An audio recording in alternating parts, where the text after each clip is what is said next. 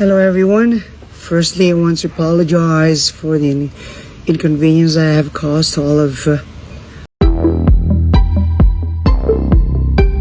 Kumpirmadong may warrant of arrest na inilabas ang Quezon City Regional Trial Court laban sa bukalista ng Bandang Journey na si Arnel Pineda.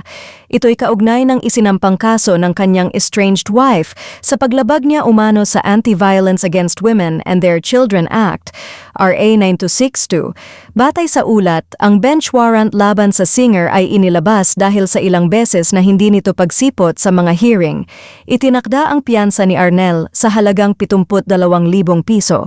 Noong Setyembre 12 umano isinilbi ang warrant ngunit hindi matukoy ng otoridad ang kinaroroonan ngayon ng singer na balitang nasa Amerika pa rin hanggang ngayon.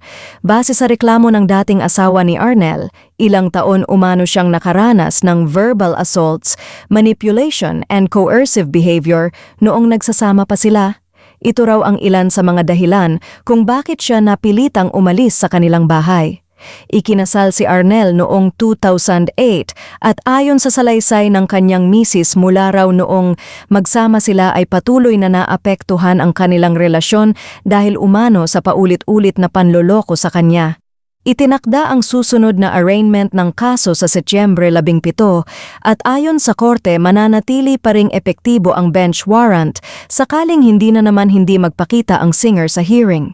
Samantala, sa ulat, naghain ng motion ang kampo ni Arnel sa QC-RTC para i-defer ang arraignment sa mga kasong isinampa sa kanya ng kanyang estranged wife.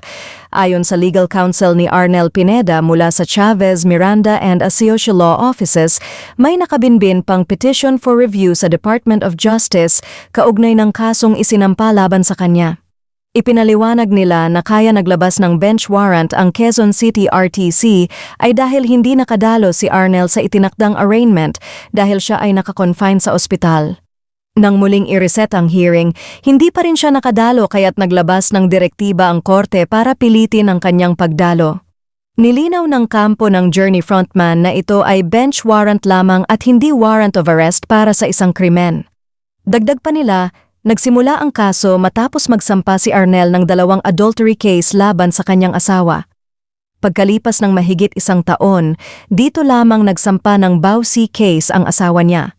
Ngunit nitong Setyembre 4, naglabas ng resolusyon ang DOJ na dinismiss ang bawsi case at inutusan ang pagbawi ng information na nagpapatunay umano na walang basehan ang reklamo laban sa kanya. Nanatiling tahimik si Arnel tungkol sa isyong ito bilang respeto sa proseso ng korte. Ayon sa kanyang kampo, mas pinili niyang hindi magsalita sa media at hintayin ang legal na proseso, taliwas umano sa ginawa ng kanyang asawa na inilabas ang isang panig na kwento sa publiko.